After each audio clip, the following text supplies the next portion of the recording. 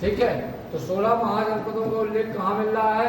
ये बौद्ध ग्रंथ है, बौद्ध ग्रंथ अंगुत्तर निकाय में मिलता है, ठीक है। प्लस जैन ग्रंथों में भी इसका उल्लेख मिलता है। जैन ग्रंथों में भी किसका उल्लेख मिल रहा है? 16 महाजनपदों का उल्लेख जैन ग्रंथों में भी मिलता है। इसके साथ साथ आपको लिखना है कि जो इसमें सबसे ज्यादा शक्तिशाली थे, सबसे शक्तिशाली कौन कौन से थे, पहले बगल में नोट कर लो, फिर उसको अंडरलाइन करना आप। शक्तिशाली जनपद कौन कौन से थे, मतलब जिनकी धाक बोलत थी, जो अपने आप में ब्रांड थे, और सबसे पहले आंखें बंद करके हम मगध को नाम ले लें, ठीक है।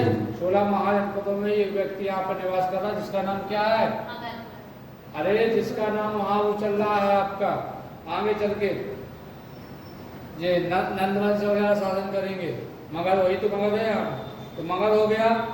मगध के साथ साथ आपको याद कौशल, वत्स और अवंती।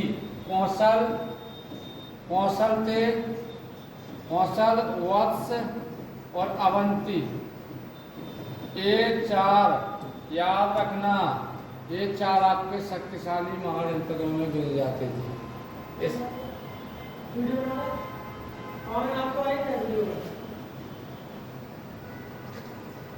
इसके बाद आपको एक चीज और याद रखना कि बज्जी, देखो याद रखना, गोदावरी के दक्षिण भारत में गोदावरी के किनारे था एक जनपद, ठीक है, अस्मक, जिसका नाम क्या था? अस्मक। अस्मक जो था, अस्मक एक मात्र नहीं, गोदावरी के किनारे था। कहाँ पर था? गोदावरी के किनारे स्थित था, ये अस्मक था। क्या था? गोदावरी के किनारे अस्मक था। एक पॉइंट बना के आप लिख लो अस्मक के बारे में। देखो दक्षिण भारत में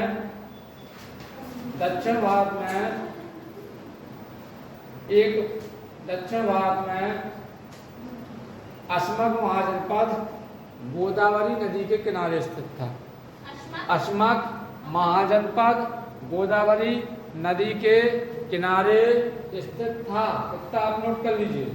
अब इधर इसके बाद देखो, अब इधर आप इसमें पहुंच जाओ। 16 महाजनपदों की बात चल रही है सारे क्रम से। देखो काशी, काशी आपको दिख गया कि नहीं दिखा अभी?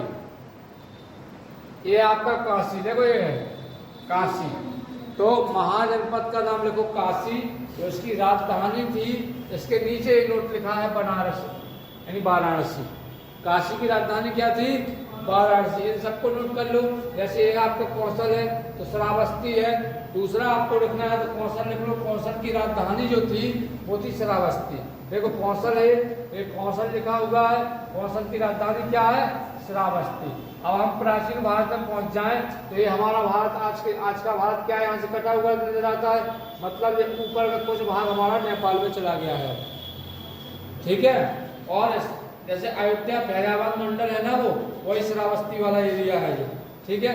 इसके बाद इधर लगा हुआ है, हालांकि ये तो उत्तर प्रदेश के ऊपर होगा। इसके बाद अब तीसरे नंबर पे आप जाएंगे तो तीसरे पे आप लिखो अंग। अंग महाजनपद का नाम अंग है और राजधानी है चंपा। अंग की राजधानी क्या है? चंपा है, चंपा।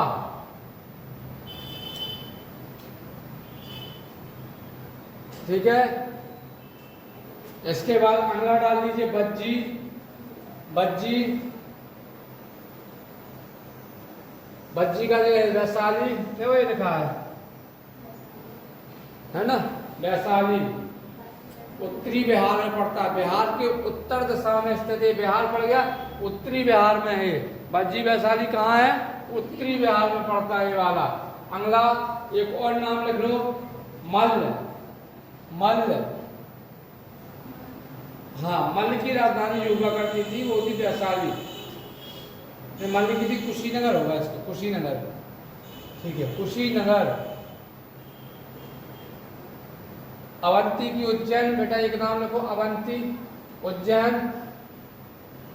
अवंती है आपका गुजरात के इधर, मध्य प्रदेश के एरिया में। अवंती की उज्जैन।